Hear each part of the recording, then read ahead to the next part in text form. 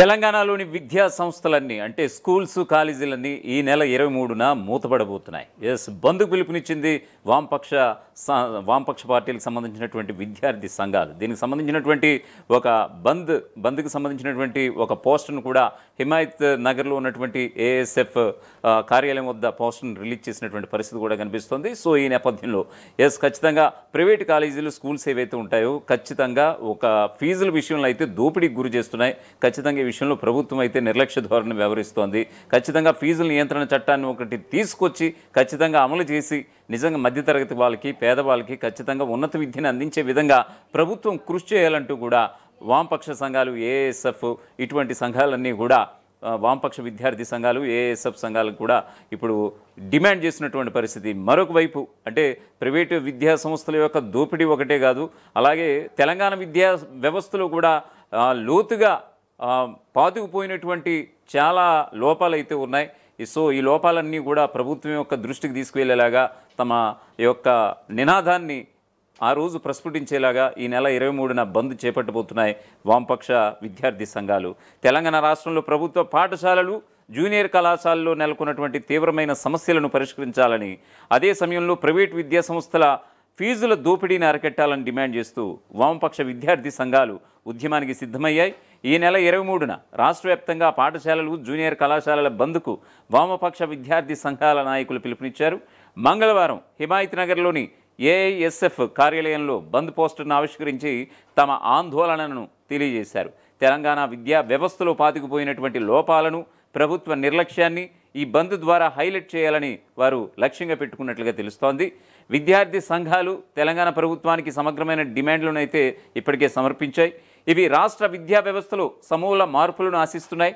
వాటిలో ముఖ్యంగా private and corporate విద్యా సంస్థల్లో ఫీజుల నియంత్రణ చట్టం, అలాగే ప్రైవేట్ కార్పొరేట్ విద్యా సంస్థలు ఇష్టానుసారం ఫీజులు పెంచడం వల్ల పేద మధ్యతరగతి విద్యార్థులు ఉన్నత విద్యకు దూరం అవుతున్నారు. ఈ దోపిడీని అరికట్టడానికి ఒక కఠినమైన ఫీజు నియంత్రణ చట్టాన్ని తీసుకురావాలని ఇప్పుడు ప్రస్తుతం విద్యార్థి సంఘాలు డిమాండ్ చేస్తున్నటువంటి పరిస్థితి. అంతేకాదు విద్యాశాఖకు పూర్తి సమయం కేటాయించే ప్రత్యేక మంత్రి లేకపోవడం వల్ల కూడా విధానపరమైనటువంటి నిర్ణయాలు అమలులో జాప్యం జరుగుతుందని విద్యార్థి సంఘాలు ఆరోపిస్తున్నాయి. విద్యా వ్యవస్థకు సమర్థవంతమైన నాయకత్వం అవసరమని కూడా వారు సూచిస్తున్నటువంటి పరిస్థితి కనిపిస్తోంది.